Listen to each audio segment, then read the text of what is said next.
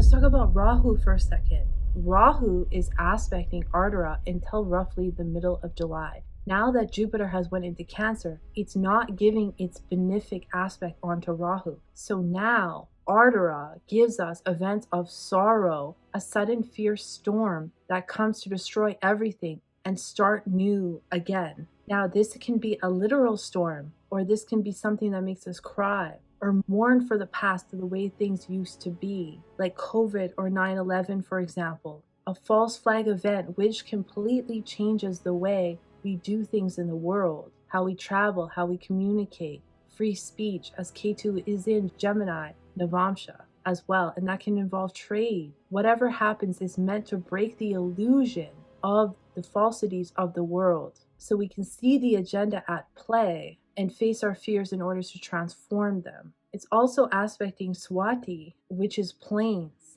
the airline industry, independent business people, and some of these people can be mafia tied. Rahu will enter Dhanishta Nakshatra on June 30th until November 2027. Once it's in Dhanishta, this can affect the housing industry, wealth, and this was the trigger for the financial crash in 2007 and 2008. Gemini is the 8th house in the US chart, which is war in mundane astrology. Rahu is currently conjunct the US moon in the 3rd house of trade, transport, neighboring countries, communications, travel. And remember, Rahu is the outlaw that wants it only his way, and moon is the 8th house lord. So it's showing that there can be a demise of a ruler that can affect the president, that can affect the cabinet, the state treasury, example, foreign debt, the stock market, ups and downs, or crisis situations. Also medical discoveries, diseases, Ebola, like last time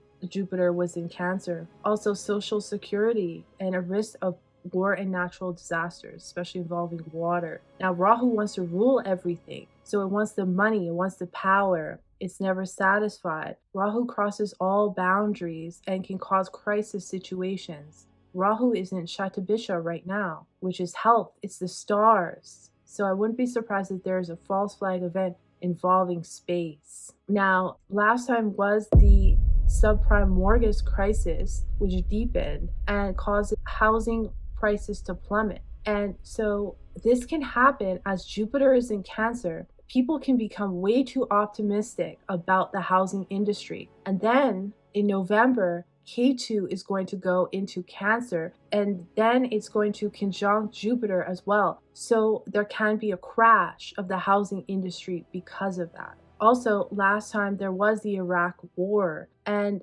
that it was the deadliest war for the US troops. And that is showing us that there can be a very deadly war that's happening right now. I don't know if it'll involve Iraq, but perhaps. Now, there wasn't any deaths in 2007 last time, but there was a movie called Death of a President, and hypothetical depiction movie of the real-time assassination of George W. Bush. So it's very interesting because these transits can show a death of a leader, but at that time it didn't happen. It only happened in film. Now this is going to be Canada's 11th house. So that's the parliament, that's the legislation, that's the government body is changing. Its goals are changing into a foreign direction, but it can also affect these things out of nowhere. It's partnerships out of nowhere and environmental controls, but it's affecting neighboring countries and travel too, and it's aspecting its moon in Ardra.